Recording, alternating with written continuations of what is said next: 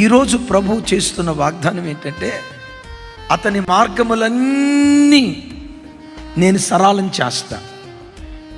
ఈ 2026 సంవత్సరం రాగల ఏప్రిల్ మాసంలో దేవుడు ఎమాన్యుయల్ మినిస్ట్రీస్ పట్ల, లైవ్ చూస్తున్న ప్రతి కుటుంబం పట్ల, ప్రతి బిడ్డకు దేవుడు చేస్తున్న వాగ్దానం, ఏప్రిల్ మాసంలో ఏ పని నిమిత్తం నువ్వు వెళ్ళబోతున్నావో, జనవరి, ఫిబ్రవరి, మార్చి మాసాల్లో ఆ పని జరగకుండా ఏది ఆటంకంగా ఉందో ఆ ఆటంకాలన్నీ తొలగించి ఏప్రిల్ మాసంలో ప్రతి మార్గాన్ని దేవుడు సరళం చేయబోతూ ఉన్నాడు. పర్వతాలన్నీ చదును భూమిగా దేవుడు మార్చబోతున్నాడు. లోయలన్నిటిని దేవుడు పోడ్చబోతున్నాడు. వంకరి మార్గాలు తినని చేయబోతున్నాడు. గత కాలాలలో గరుకైనటువంటి అనుభవాలను నున్నటి వాటిగా దేవుడు తన మహిమ కొరకు ఆయన మార్చునుగాక.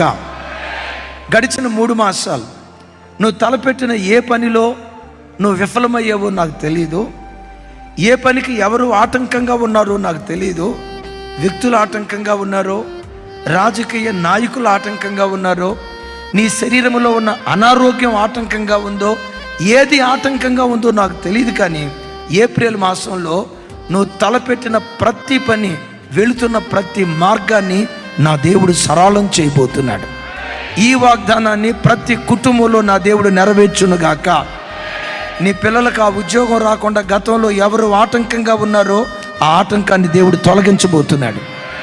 నీకు శాంక్షన్ కావలసిన లోన్ శాంక్షన్ కాకుండా ఏ అధికారి ఆటంకంగా ఉన్నాడో ఆ ఆటంకాన్ని దేవుడు తొలగించబోతున్నాడు.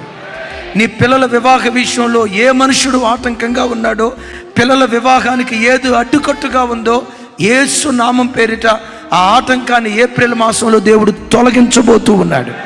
యేసుకి మహిమ కలుగునుగాక.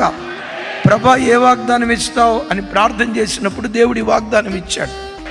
విశ్వసించండి, గడిచిన 3 మాసాలు మీకు ఏది ఆటంకంగా ఉందో, ఏది అవరోధంగా ఉందో, అది వ్యక్తులైనా శక్తులైనా ప్రతి మార్గాన్ని ఈ మాసంలో నా దేవుడు సరళం చేయునుగాక.